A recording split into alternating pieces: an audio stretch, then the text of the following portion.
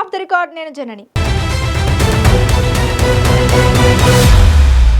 వారసత్వం అన్నది రాజకీయాల్లో చాలా కీలకంగా ఉంది. ఇప్పుడు ఏ రంగంలో ఉన్నా లేకపోయినా రాజకీయాల్లో మాత్రం వారసత్వం జోరు కొనసాగుతోంది. ఈ విషయంలో అయితే ఎవరికీ సందేహం లేదు. దాదాపు 2 లక్షల మందికి ఎమ్మెల్యేగా ప్రజా ప్రతినిధిగా ఉండడం అంటే దాని వెనుక ఎంతో కృషి ఉంటుంది. అలా వచ్చిన పదవిని తమ కుటుంబానికి 10 కాలాల పాటు సాగాలని కోరుకోవడంలో తప్పేమీ లేదన్న భావన కనిపిస్తోంది. ఇదే క్రమంలో విశాఖ జిల్లాలో ఎమ్మెల్యేల పుత్రరత్నాలు యాక్టివ్ అవుతుండడం ఆసక్తిగా మారింది.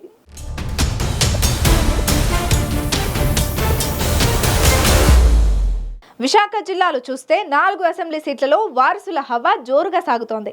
దాని వెనుక ఎమ్మెల్యేలు, ఆయన తండ్రుల మద్దతు కూడా దండిగా ఉంటోందని అంటున్నారు. టీడీపీ, బీజేపీ ఎమ్మెల్యేలు ఇలా తెలివిగా ముందు చూపుతో వ్యవహరిస్తున్నారు అని అంటున్నారు. విశాఖలో బిగ్ షాట్ గా ఉన్న మాజీ మంత్రి గంటా శ్రీనివాసరావు భీమిలికి ప్రాతినిధ్యం వహిస్తున్నారు. ఆయన తన వారసుడిగా కుమారుడు గంటా రవితేజను తెర మీదకు తెస్తున్నారు. ఆయన తండ్రి గెలిచిన భీమిలిలో తానే ఎమ్మెల్యే అన్నట్టుగా హడావిడి చేస్తున్నారు అని అంటున్నారు. ఆయన అధికార సమీక్షలు నిర్వహిస్తున్నారు అంటున్నారు. అలాగే ఆయనే అన్ని విషయాలు చూసుకుంటున్నారని అంటున్నారు. 2029 నాటికి ఇప్పటి నుంచే దగ్గరుండి గంటా ప్రిపరేషన్ కుమారుడికి ఇలా ఇప్పిస్తున్నారని అంటున్నారు.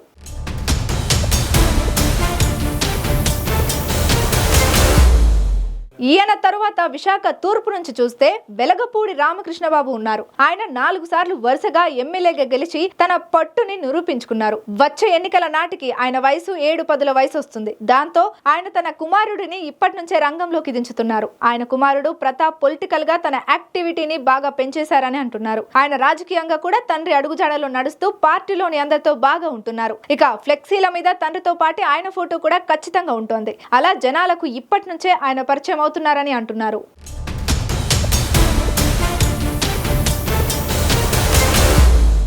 విశాఖ పశ్చిమ నియోజకవర్గం సీనియర్ ఎమ్మెల్యే గణబాబు కుమారుడు మౌర్య కూడా తండ్రి బాటలో నడుస్తూ పార్టీలో ఫుల్ యాక్టివ్ గా ఉంటున్నారు. ఆయనే చాలా పనులు చక్కబెడుతున్నారు. క్యాడర్ తో మమేకమవుతున్నారు.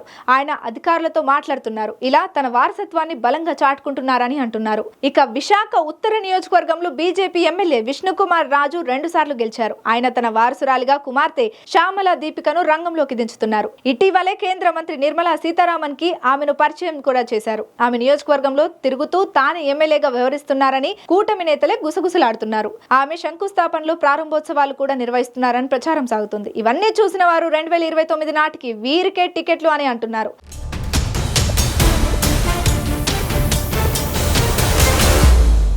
ఇక ఆశావాహులైతే ప్రయత్నాలు మానుకోవాల్సిందే అని కూటమిలో అనుకుంటున్న నేపథ్యం ఉంది. మరి పార్టీ అధినాయకత్వాలు వీరికి ప్రోత్సహిస్తాయా అన్నది చూడాల్సి ఉంది.